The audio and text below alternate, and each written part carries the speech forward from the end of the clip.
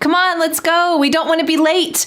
These are phrases that I say every day of my life, and maybe you do too. But do you know how to say them in English? Well, today in this lesson, you are going to learn 10 phrases that I say every day, and you probably can too. Hi, I'm Vanessa from speakenglishwithvanessa.com, and like always, I have created a free PDF worksheet with all of today's vocabulary expressions, definitions, sample sentences, and at the bottom of the worksheet, you can answer Vanessa's challenge question so that you never forget what you've learned. You can click on the link in the description to download this free PDF worksheet today. All right, let's get started at the beginning of the day and go through these 10 expressions that you can use every day, just like I do. Expression number 1 is to whip up something to eat.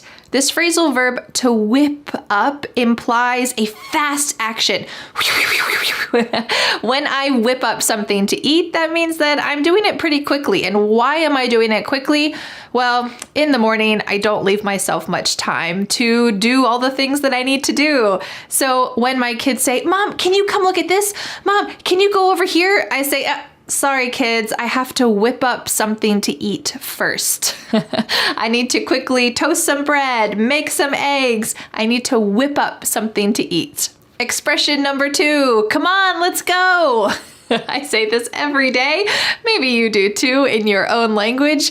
When we need to get somewhere in the morning, school or work, well, if you have to gather other people, whether it's your husband or your kids, you probably say, "Come on, let's go," especially if you're the one who's ready first. If you're the one who takes a long time, you might hear someone else say this to you. "Come on, let's go. Are you ready?" The third expression that I use every day is, "We don't want to be late." Or sometimes I say, "I don't want to be late," because usually it's just me who cares about this. The kids don't always care about it.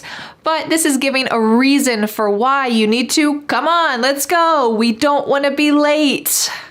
It's kind of rude to be late, isn't it? At least in American culture, it's rude to be late.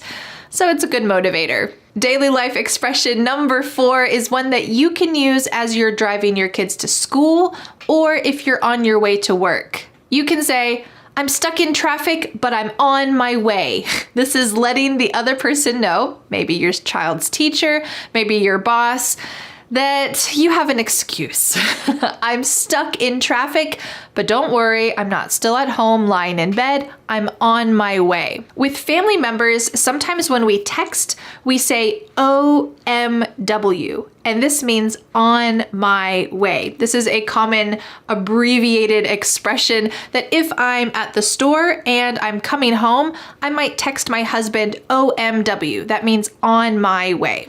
Daily life expression that I use almost every day is, "I'm gonna run some errands." To run some errands is a great fixed phrase that you can add to your vocabulary, and it means doing necessary things like going to the grocery store, going to the post office, going to the bank.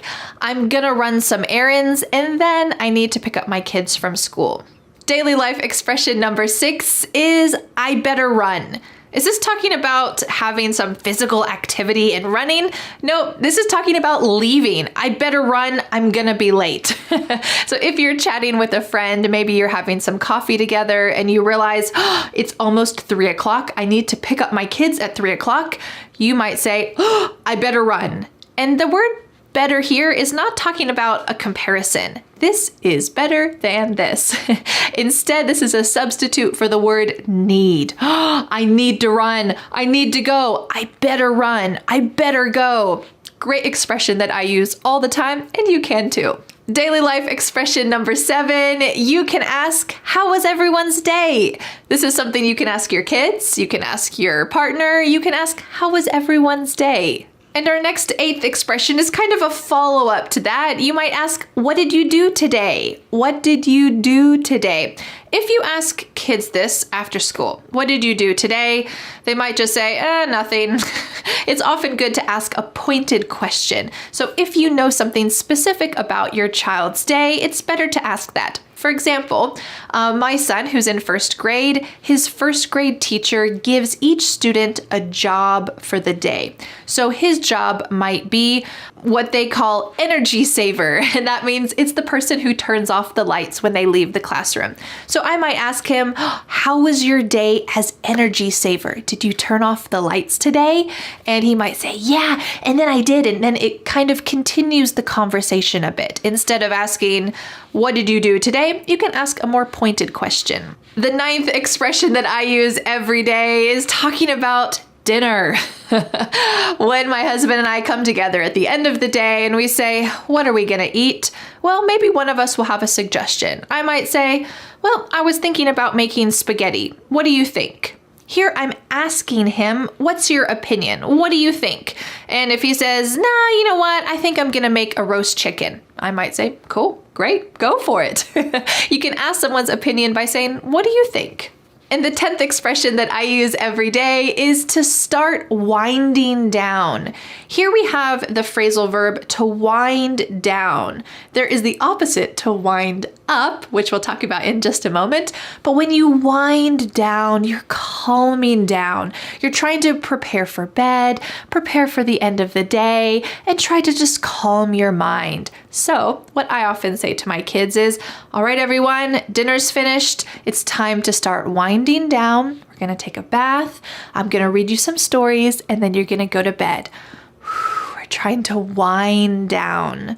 But sometimes what happens is the opposite. After my kids take a bath, they just get this burst of energy. I don't know if this has ever happened to you or to your kids in your house, where they just get wound up. This is the past irregular tense. Here they get wound up. They get so much energy after a bath and they're running around like crazy. So I say, hey guys, we're gonna start winding down.